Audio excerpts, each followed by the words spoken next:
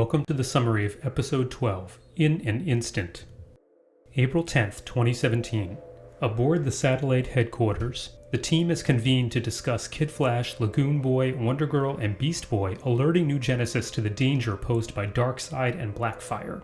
They argue briefly about the potential consequences versus the moral imperative, as well as whether their top priority is protecting Earth or all life. Before the team can vote on the status of the four young heroes, they resign and depart with Sphere. Lilith is sleeping when she suddenly awakens and yells. Roy runs into their bedroom and she says, "It's Godfrey, he's..." before falling unconscious. From another location, Clarion can be seen softly talking to himself about naughty girls trying to reach out. Opening credits.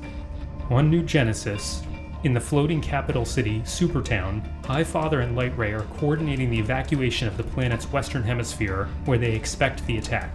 Highfather frets that Avia, his partner, insisted on personally assisting the rescue efforts.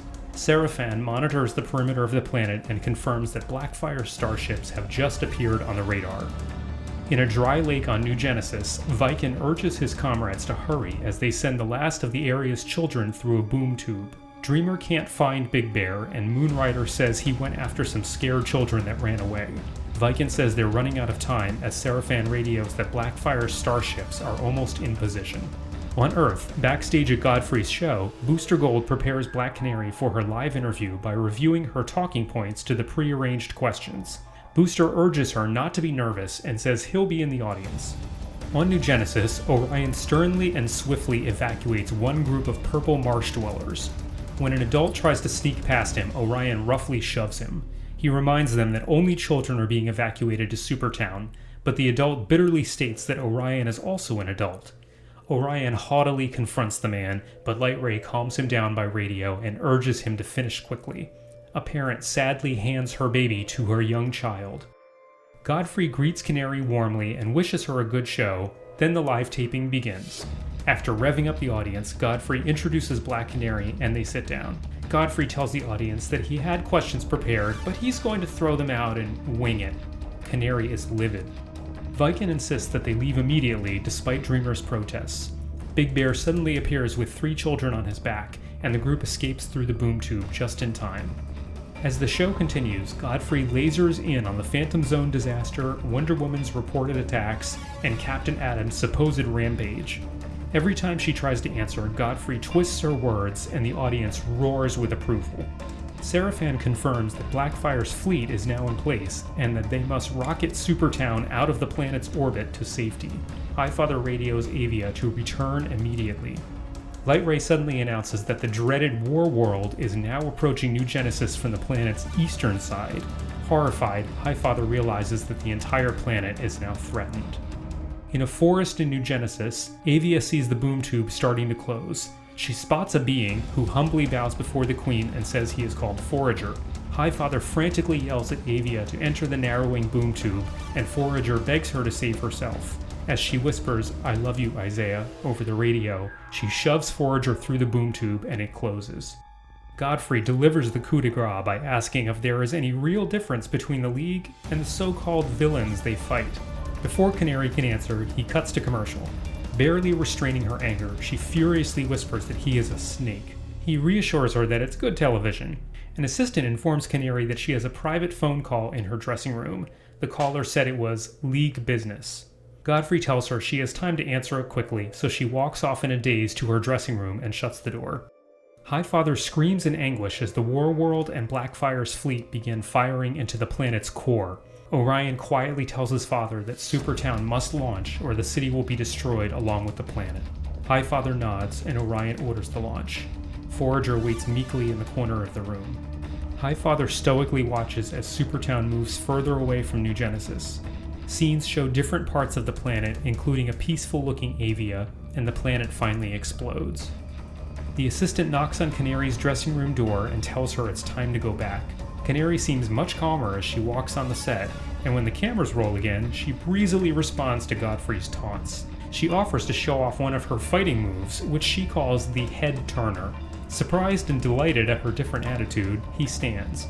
In one swift move, Canary flips in Godfrey's direction, grabs his head between her feet, and snaps his neck around 180 degrees.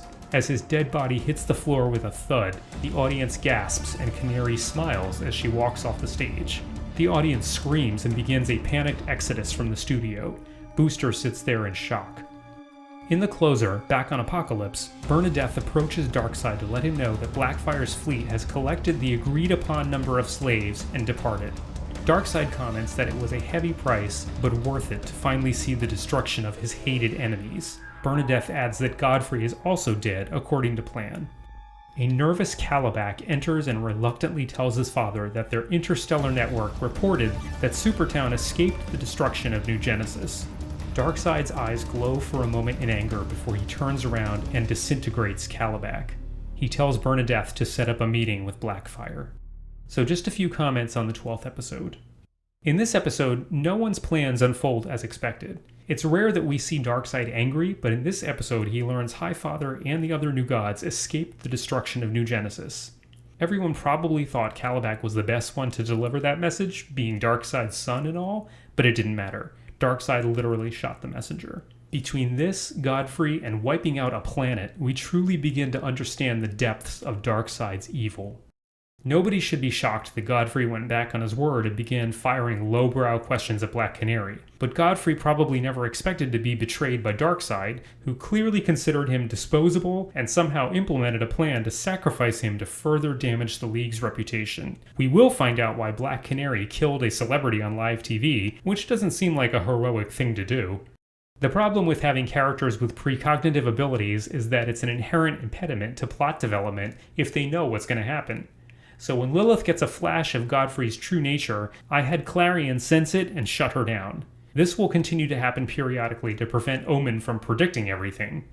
This episode is the most Fourth World-centric one of the series. Using the warning they were given, Highfather has been evacuating the children of the Western Hemisphere of the planet. Evacuation scenes are always exciting due to the high stakes involved. Although they are brief, we do get flashes of the new gods' personalities. Orion's haughtiness, Light Ray's calming influence on him, Avia's selflessness.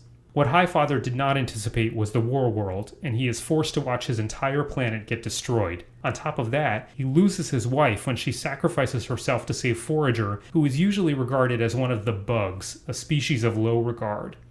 Thank you for watching. Please like and subscribe if you enjoyed this, and look for many more episodes to come. Also, please leave comments about what you did or didn't like, and why. Take care.